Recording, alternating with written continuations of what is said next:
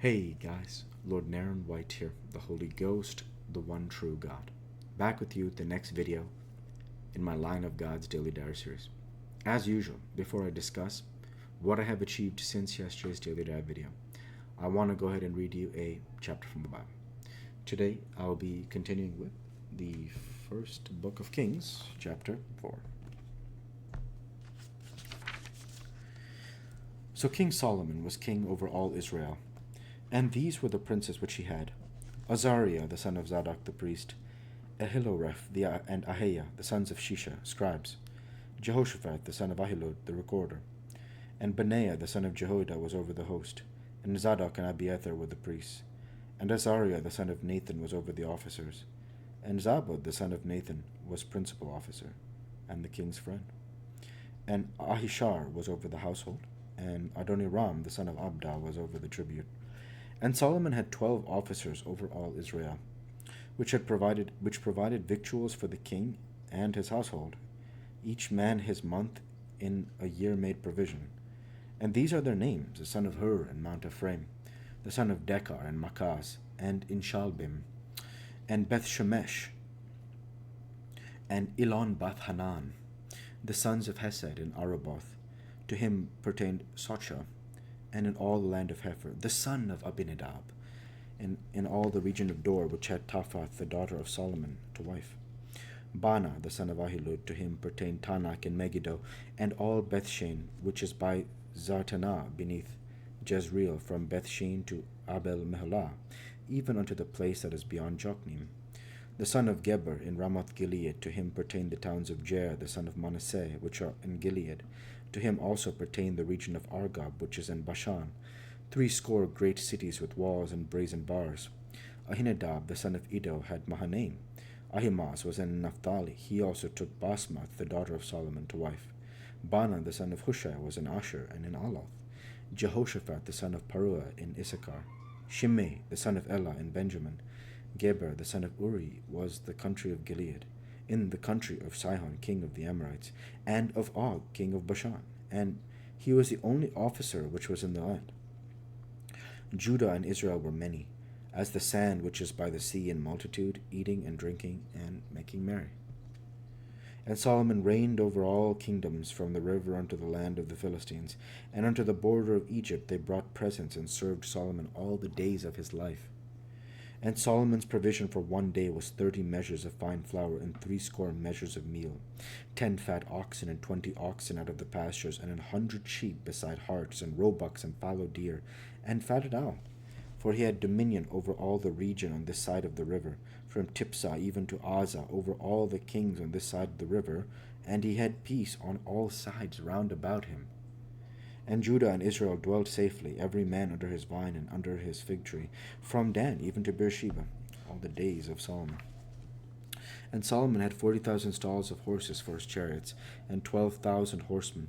And those officers provided victual for King Solomon, and for all that came unto King Solomon's table, every man in his month. They lacked nothing. Barley also and straw for the horses, and dromedaries brought they unto the place where the officers were, every man according to his charge.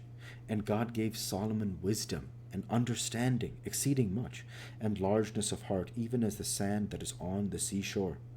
And Solomon's wisdom excelled the wisdom of all the children of the east country, and all the wisdom of Egypt. For he was wiser than all men, than Ethan the Ezrahite, and Heman, and Chalcol, and Darda, the sons of Mahol, and his fame was in all nations round about. And he spake 3,000 proverbs, and his songs were 1,005. And he spake of trees, from the cedar tree that is in Lebanon, even unto the hyssop that springeth out of the wall. He spake also of beasts, and of fowl, and of creeping things, and of fishes. And there came of all people to hear the wisdom of Solomon, from all kings of the earth, which had heard of his wisdom. The word of the Lord. Thanks be to God. So, having read this chapter a few times, so for the last time I remember this chapter, I would have read this chapter. I would have commented something about it. This time, what stands out to me is different. So this time, what stands out to me is not stands out to me, but just this verse here. One of the small details of the Bible that I just find so awesome, which is in 1 Kings 4:31. For he was wiser than all men, than Ethan the Ezrahite, and Heman, and Chalcol, and Darda, the sons of Mahol, and his fame was in all nations round about. Who are those men? Who are those men? Ethan, Heman, Chalcol, and Darda. I've never heard of these men in my readings of the Bible for over years now. I've never heard of them. I don't remember their names from the last time I read it. It's this idea that it says, for Solomon was wiser than all men. So the fair idea is like, who were some of the wisest men of that time? Not because we want to know, because as a believer, I'm ready to accept this as fact. I'm ready to accept this on faith. The idea is that it even tells us, the Bible tells us he was wiser than Ethan and Heman and Chalcol and Darda. Okay? So since he was wiser than those men, it's like, but who are they? Like, we don't even necessarily know who they were, but these must have been some of the other wise men from the time, right? And somehow the Bible actually says something about that to give context to how great Solomon was.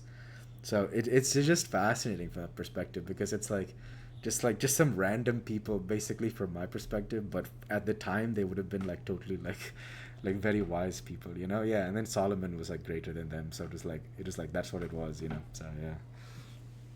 Okay, so with that in mind, I want to go ahead and end the Bible reading there for today and transition over to what I have achieved since yesterday's Daily Drive video. Since yesterday's Daily Drive video, I worked myself from during job, and I worked out my core, chest, legs, and back. And with that, I want to go ahead now and discuss, with the remaining time of this video, I want to talk a bit about how I've been doing, which is well. So, it was Christmas recently, and I picked up a video game to treat myself for a Merry Christmas. It was not the $423 I spent buying Pokemon DS Lite and Heart Gold from DK Oldies, a company located in Morgantown, Pennsylvania. They have a great face to their company. There's a gentleman named Joey who does their YouTube content and stuff. I mean, he's incredible. He is just absolutely fantastic. So I like the shorts that he produces, the YouTube shorts. So when I saw the retro gaming on DK Oldies, I said one day I'd like to buy Pokemon Heart Gold, because it's kind of regarded as one of the best Pokemon experiences out there. So I bought that sometime, I think in June or July of this last year, for $423. The game plus a Nintendo DS Lite edition. And ultimately, while I enjoyed the experience, I think that at this stage of my journey, $423 was a bit much to spend. So I just thought about it that's nothing to do with how great DK Oldies is. I should have just bought a cheaper game or something if I bought anything, which is actually what I did this Christmas. So I didn't buy it from DK Oldies, but from the PS5 game site, there was a sale, and I bought Borderlands 3. It's a shooter game. It's a RPG storytelling shooter game. And for $6, it was $5.90 something, and I was like, yeah, I'm gonna buy this, and it's turned out to be pretty good. It's not I wouldn't necessarily put it on the list of Mass Effect and God of War and Divinity, Original Sin 2, Baldur's Gate 3 or anything. World of Warcraft Classic, of course, being number one. But I would say that Borderlands 3 is an awesome game. When I was younger, I had played Borderlands 1 and I enjoyed it.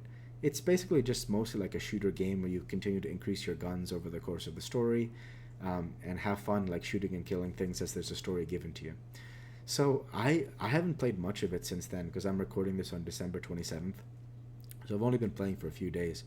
But it's been awesome, which is basically that idea that it was nice that I was able to pick up something small like this, just something for less than $10 that is bringing me a lot of happiness, and shows me that hey, I used to play a lot more games when I was younger, before I came to Jesus and found out my mission that I need to go on as a Spirit of God.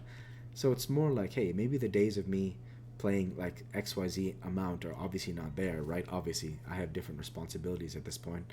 But it's still nice to know that there is time to play video games, as long as you take care of everything else first. So I cherish that God allowed me to treat myself to a small Christmas present, and how enjoyable it's been to play Borderlands 3 for the few hours that I have so far. So I'm not going to make any kind of video series about it or anything, but I've just been enjoying playing Borderlands 3, just like I enjoyed playing Pokemon Heart Gold. But yeah, I shouldn't spend as much money on video games anymore going forward. So I just cherish that idea that I had a budget, video gaming experience this Christmas. So with that, I'll go ahead and end the Bible reading there for today and transition over to. That's it. I think I've already said that. So with that, I want to go ahead and say thank you for watching, and I hope you enjoyed. Please like, comment, and subscribe, as it greatly helps the channel. Light be with you all. Take care, and thanks again.